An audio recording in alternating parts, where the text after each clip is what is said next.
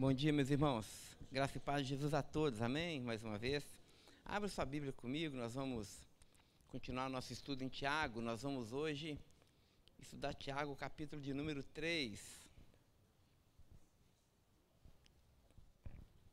Depois de Hebreus, nós temos Tiago.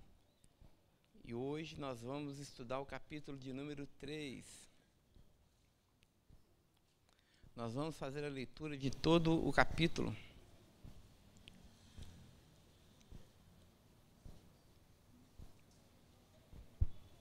Como nós temos aprendido aqui na nossa igreja, a leitura da palavra de Deus, ela é vital, ela é central para o nosso entendimento acerca da vontade de Deus. Porque muitas vezes nós nos preocupamos e concentramos muito mais a nossa atenção no comentário que o pastor irá fazer do que na palavra de Deus propriamente dita. E nós lembramos aos irmãos que a inspiração está na palavra. Então, muito mais importante do que você prestar atenção no que vai ser dito a seguir, é você abrir o seu coração, eu e você abrimos o nosso coração, para que a palavra de Deus, que por si só já é a boa semente, possa cair no nosso coração e produzir os devidos frutos. Deus fala conosco enquanto nós lemos a sua palavra. Então leia com o seu coração aberto, com a sua mente aberta, Tiago, capítulo de número 3. Na semana passada nós estudamos sobre a fé de demônios, capítulo 2. Nós vimos que é possível você ter uma fé num Deus monoteísta, no Deus cristão, e mesmo assim você não ser salvo. Nós vimos que Satanás também crê que Deus é um só. E a despeito disso, ele está em perdição eterna. Portanto, o que nos dá certeza da nossa salvação não é apenas o conhecimento teológico correto, é fundamental, é importante, mas não é apenas isso. Nós precisamos praticar a palavra de Deus. Portanto, uma das espinhas dorsais aqui de Tiago é justamente isso que nós temos aprendido aqui nas nossas reflexões, que a fé sem obras, ela é morta. Você precisa não apenas crer na palavra de Deus, crer corretamente, ter uma doutrina saudável, mas nós precisamos, é vital, é urgente, é importante, é inegociável, que a gente também pratique a palavra do Senhor. Nós vimos isso na semana passada, e agora nós vamos estudar o capítulo de número 3, que também tem muito a ver com a questão da fé sem obras. Nós vamos ver essa ligação. Leremos todo o capítulo, então, a partir do verso 1. Tiago continua a sua argumentação. Meus irmãos, ele não fala, portanto, aos não cristãos, mas ele fala aos cristãos. Meus irmãos, não sejam muitos de vocês mestres, sabendo que seremos julgados com mais rigor. Porque todos tropeçamos em muitas coisas. Se alguém não tropeça no falar, esse é um indivíduo perfeito, capaz de refrear também todo o corpo. Ora, se colocamos um freio na boca dos cavalos para que eles nos obedeçam, também lhes dirigimos o corpo inteiro. Observem igualmente os navios que, sendo tão grandes e impelidos por fortes ventos, são dirigidos por um pequeniníssimo leme, e assim são levados para onde o piloto quiser. Assim também a língua é um pequeno órgão, e ele se gaba de grandes coisas. Vejam como uma fagulha incendeia uma grande floresta. Ora, a língua é um fogo, é um mundo de maldade. A língua está situada entre os membros do nosso corpo e ela contamina o corpo inteiro. E não só põe em chamas toda a carreira da existência humana, como também ela a si mesma é posta em chamas pelo inferno. Pois toda espécie de animais, de aves, de répteis e de seres marinhos se doma e tem sido domada pelo gênero humano, mas a língua ninguém é capaz de domar. É mal incontido, cheio de veneno mortal. Com ela nós bendizemos o Senhor e Pai, e também com ela nós amaldiçoamos as pessoas criadas à semelhança de Deus. Verso 10. De uma só boca procede bênção e maldição. Meus irmãos, isso não deveria ser assim. Por acaso pode a fonte jorrar do mesmo lugar água doce e água amarga? Meus irmãos, será que a figueira pode produzir azeitonas ou a videira figos? Assim também, uma fonte de água salgada não pode dar água doce. Verso 13. Quem entre vós é sábio e é inteligente? Mostre as suas obras em mansidão de sabedoria, mediante a sua boa conduta. Se, pelo contrário, vocês têm em seu coração inveja amargurada e sentimento de rivalidade, não se gloriem disso, nem mintam contra a verdade. Esta não é a sabedoria que desce lá do alto, pelo contrário, ela é terrena, ela é animal e ela é demoníaca. Pois onde há inveja e rivalidade, aí há confusão e toda espécie de coisas ruins. Mas a sabedoria lá do alto é primeiramente pura, depois ela é pacífica, ela é gentil, amigável, sem fingimento, imparcial. Ora, é em paz que se semeia o fruto da justiça para aqueles que promovem a paz. Senhor, obrigado pela leitura da Tua palavra, que é a boa semente. E ela tem o poder, Senhor, de mudar toda a nossa vida. Nossa súplica nessa manhã é que o Senhor possa nos iluminar, dando-nos, ó Deus, o total entendimento da Tua vontade para nós. Queremos, Senhor, beber dos Teus rios nessa manhã, Senhor. Continua falando conosco. Oramos assim, mais uma vez, no nome de Jesus. Amém e amém. Amém. Irmãos, na semana passada, como nós já mencionamos, nós falamos sobre a fé de demônios, e depois, no final do culto, e depois com alguns comentários, os irmãos falaram comigo assim: puxa, pastor, mas que palavra pesada.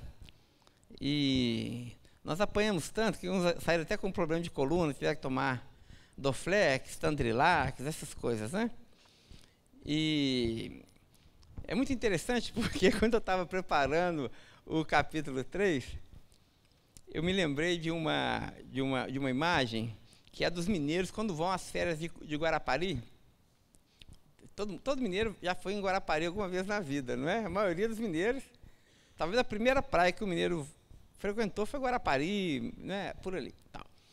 E aí, quando você vai à praia pela primeira vez e você se aventura a entrar no mar, Guarapari tem umas ondas altas, né? Marataízes e tal, não é assim? Aí você se aventura a entrar na água, você não tem muito aquela maldade, é inevitável você tomar um caldo.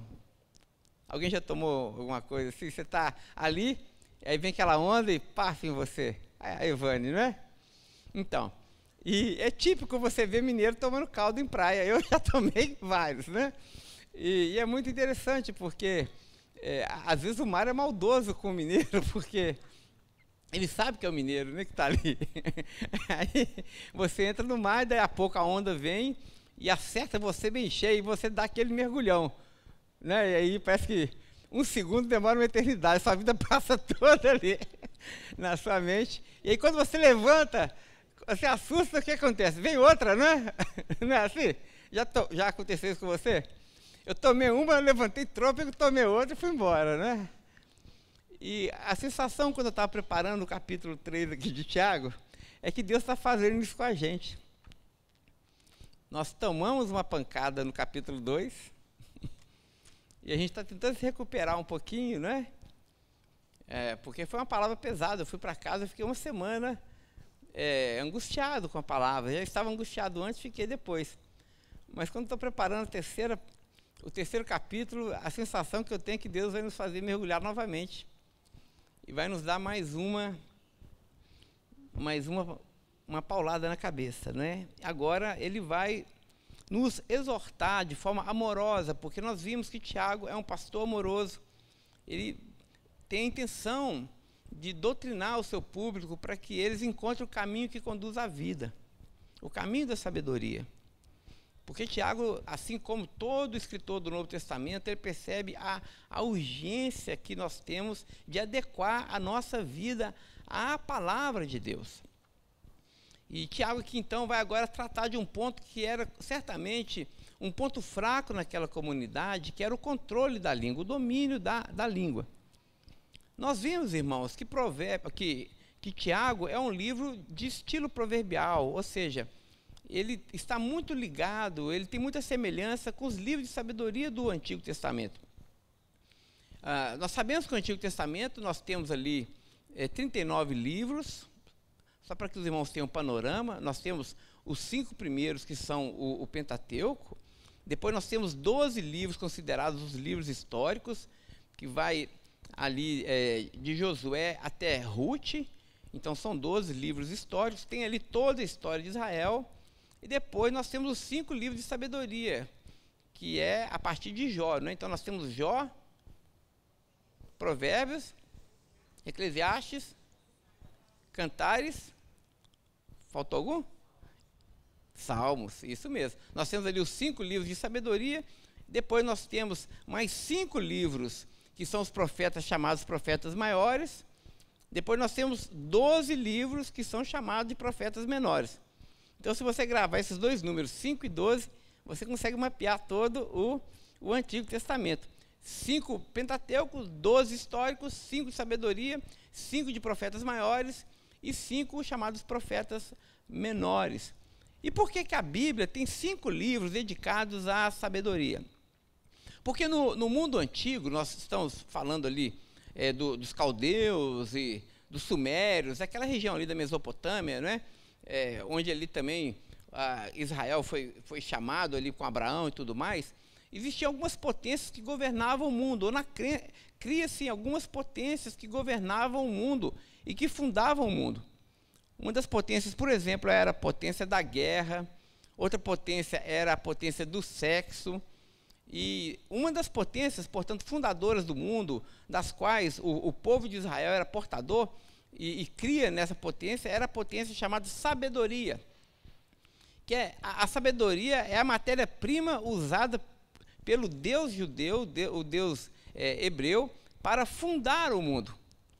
É por isso que o livro de Provérbios, uma boa porção dele escrito por Salomão, é dedicado aos jovens. Os irmãos sabem disso, que Provérbios foi um livro escrito para os juniores, para aqueles jovens, aqueles meninos, aquelas meninas, depois de 14 anos, eles se assentavam aos pés dos mestres, porque você adquire sabedoria com os mais velhos. É esperado, inclusive, irmãos, que os mais velhos sejam mais sábios, tenham uma palavra mais temperada, tenham mais vivência, tenham mais cicatrizes da vida, né? Portanto, sejam mais equilibrados, tenham adquirido, portanto, de uma forma mais robusta, o conhecimento da palavra de Deus, seja pelo conhecimento teórico, mas, sobretudo, pela prática da Torá, porque o judeu acreditava que a Torá era essencialmente prática. Era esperado, então, que os mais idosos instruíssem aos mais novos. E não apenas de uma forma acadêmica, os jovens eram levados aos pés dos mestres para aprender, mas, sobretudo, eles aprendiam dentro de casa. Eram os pais que ensinavam aos seus filhos o caminho da sabedoria. Por quê? Porque eles ensinavam a sabedoria, porque a sabedoria é a fundadora do mundo, é uma potência fundadora do mundo que nós temos hoje. Existe uma forma de nós vivermos esse mundo. Existe um Criador que criou esse mundo com leis. E essas leis que governam o mundo criado, a ordem criada, na qual eu e você não podemos escapar, nós chamamos aqui de sabedoria. Então, quando nós dizemos que precisamos ter sabedoria, nós também automaticamente estamos dizendo que nós precisamos nos adequar ao mundo criado por Deus. Quando adquirimos da parte de Deus o conhecimento de como o mundo é e como o mundo funciona, nós adquirimos sabedoria. E é muito interessante porque em Provérbios se tem algo que é muito central ali, nesses ensinos de sabedoria de Provérbios, é a questão do domínio da língua. Provérbios trata de vários assuntos, a relação entre ricos e pobres, trata sobre a questão, inclusive, da própria sabedoria. Se você quiser ler sobre a sabedoria personificada, leia Provérbios capítulo 7, que é um testemunho, inclusive, do próprio Cristo, né? Que é descrito ali de uma forma muito bela.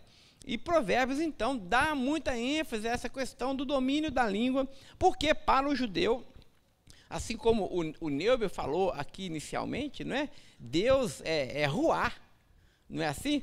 Cristo é o ruá de Deus, Cristo é o logos de Deus, Cristo é a palavra de Deus. Né? Então, esse mundo foi fundado por uma palavra. Portanto, é necessário que a nossa palavra também seja adequada a esse Deus fundador, que fundou todas as coisas pela palavra da verdade. Então, quando nós utilizamos bem a língua, nós estamos, na verdade, assim como Deus, vivendo nesse mundo da forma adequada. Né? Nós entendemos o mundo de Deus e vivemos a partir dos mesmos critérios que fundaram esse mundo, ou seja, uma boa palavra. Então, Tiago é um livro de estilo proverbial, nós sabemos isso, e temos aqui em Provérbios várias alusões sobre o desafio de lidar com a língua. E vale a pena grifar essa palavra, desafio de lidar com a língua, porque nós vamos, no decorrer da exposição do texto, nós vamos ver como é desafiador a gente dominar esse pequeno órgão do nosso corpo. Todos nós temos dificuldades com a nossa língua. Não tem ninguém aqui nesse auditório que nunca tropeçou no falar. Então, nós precisamos, de forma urgente, adquirir sabedoria para dominar a língua. Muito bem. Mas, ainda antes de entrarmos no texto, eu gostaria de ler apenas alguns versos de Provérbios que falam sobre a língua. Ok? O primeiro deles eu vou tentar citar de cor. Eu acho que é Provérbios capítulo 25, verso de número 11, que diz assim: como maçãs de ouro em salvas de prata, assim é a palavra dita ao seu tempo. Esse versículo me veio aqui em mente agora, alguém depois confere aí, para ver se a minha memória está boa. Não sei se é isso mesmo. É isso? É isso, né? Porque é justamente isso. Gente, uma boa palavra é uma boa palavra. E nós somos treinados para receber uma boa palavra, nós entendemos, ela pode ser dura. Quando a gente está falando de boa palavra, às vezes, não é aquela palavra lisonjeira, fingida, adocicada, politicamente correta. Não. Uma boa palavra, mesmo quando é uma disciplina dura, quando ela chega no tempo certo, ela produz os seus efeitos. Ela edifica, não é verdade? Às vezes você até que tem vontade de ter raiva da pessoa. Eu já recebi repreensão de alguns líderes meus, assim, um pastor. Eu não esqueço um pastor, pastor Jonas, lá, Jonas Neves, lá da Lagoinha.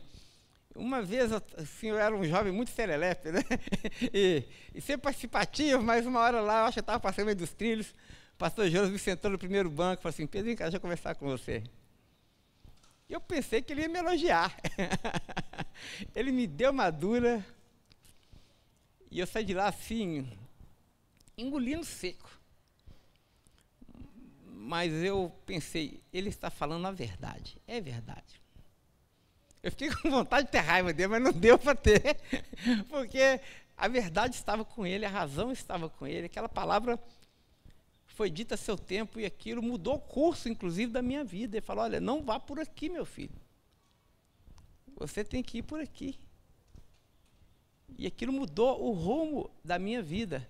A palavra dita a seu tempo, ela tem o poder de governar, como nós vimos aqui, os navios e os barcos, né?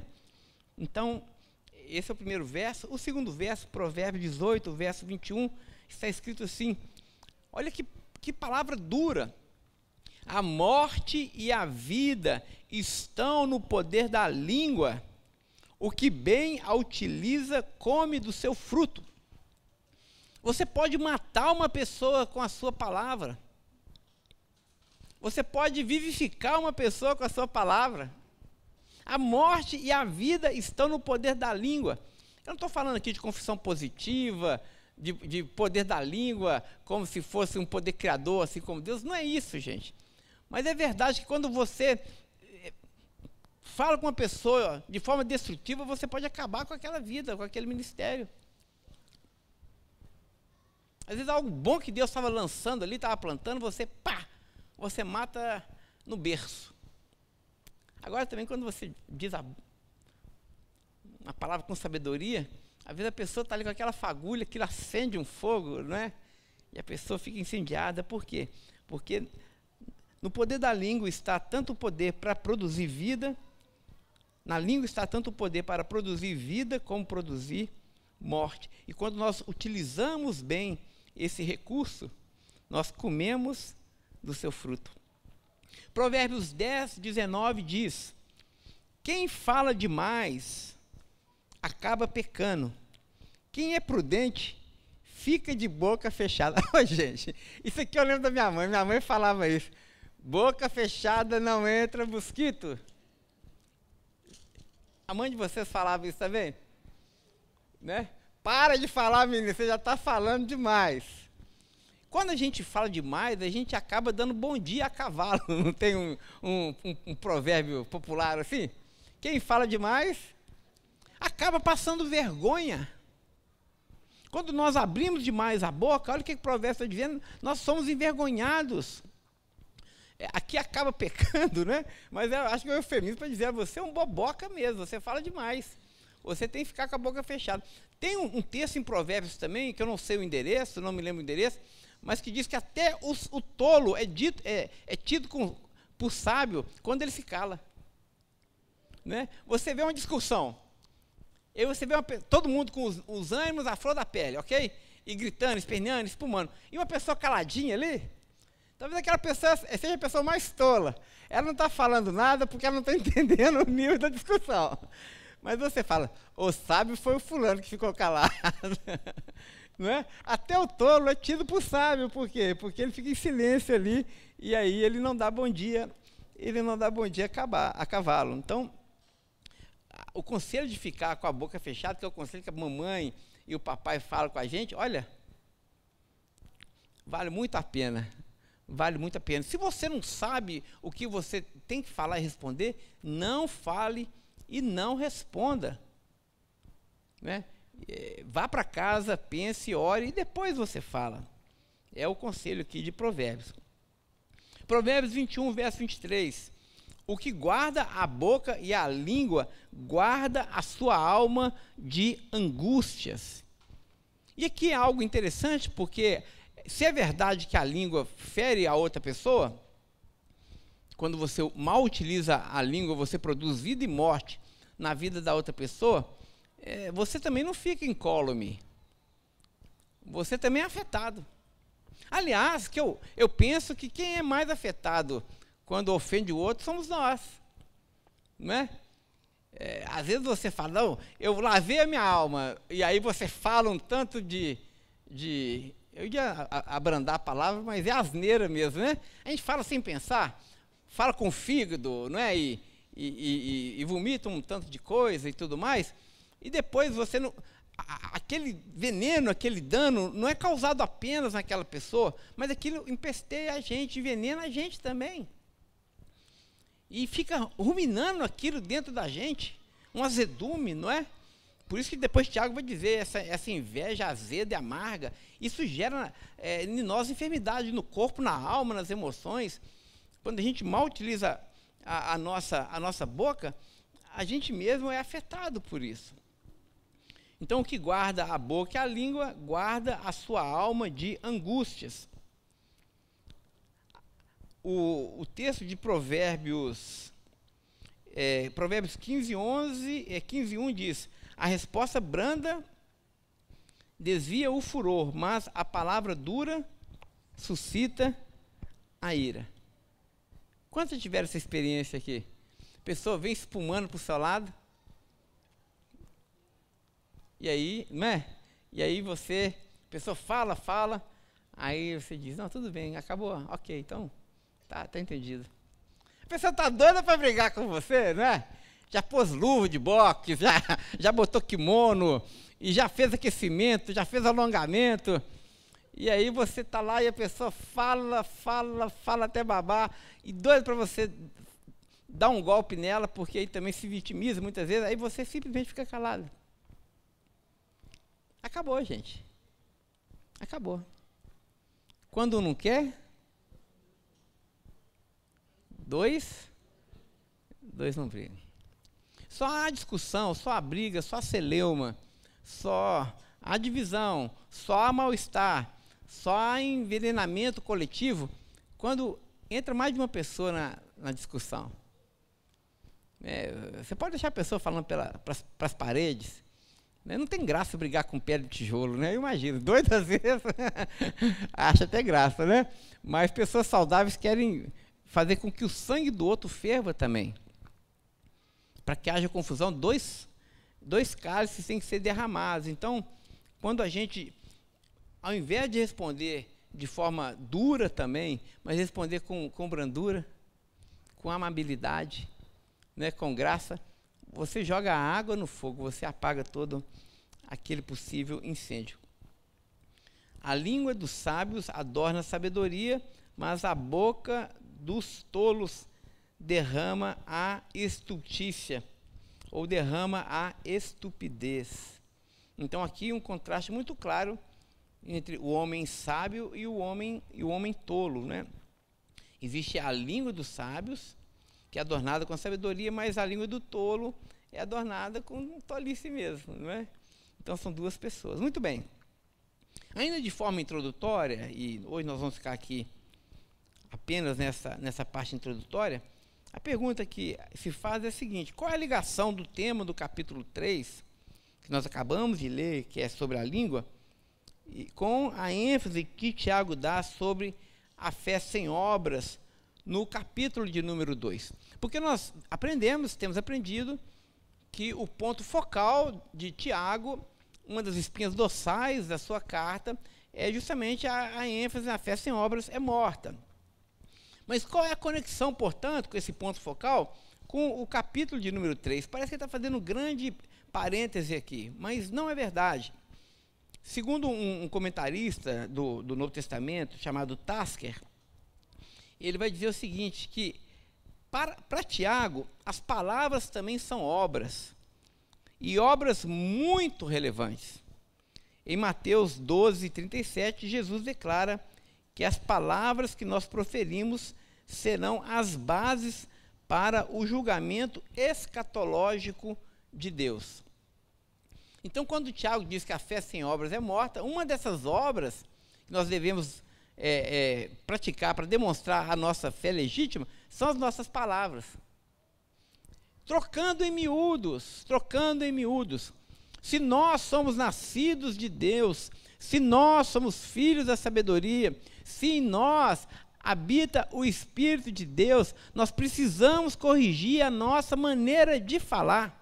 A nossa maneira de falar, segundo a teologia do apóstolo Tiago, vai dizer diretamente acerca da nossa salvação e acerca da habitação ou não do Espírito em nós. Por isso, a importância de produzirmos boas obras nesse sentido, ou seja, falarmos adequadamente, falarmos a verdade, falarmos com justiça, falarmos em amor, não ofendermos o nosso semelhante. Muito bem, isso são as boas obras, segundo o Tasker. Tiago tinha isso em mente. E Tiago também identifica o controle da língua como um dos exemplos mais claros da prática da religião verdadeira. Leia aí na sua Bíblia o capítulo 1, verso 26. Olha só o que o Tiago vai dizer no capítulo 1, verso 26, um texto que nós já estudamos.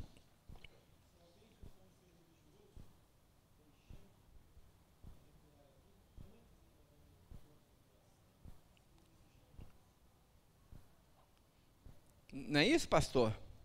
Lê de novo, pastor, com voz assim bem... Lê assim, bem bonito.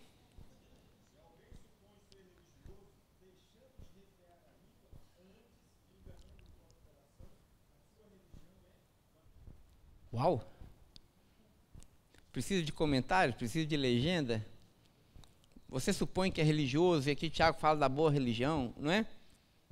Ah, você supõe, ok. Mas peraí, mas você não refreia a própria língua? Ó. Então essa religião sua não é verdadeira, não. Tem alguma coisa errada aí, tem boi na linha. Então você precisa corrigir a sua maneira de falar, para que de fato você possa dizer que você professa a religião verdadeira. Amém? Entendido até aqui, irmãos? Então, semana que vem nós teremos a nossa CA Ágape, mas no próximo dia 10, então, nós vamos retomar esse texto e nós vamos trabalhar versículo por versículo, ok? Então, venha preparado, né? Faça um aquecimento na sua casa, não para brigar, mas venha preparado para que a gente receba do Senhor a disciplina e o ensino. Vamos orar. Feche seus olhos.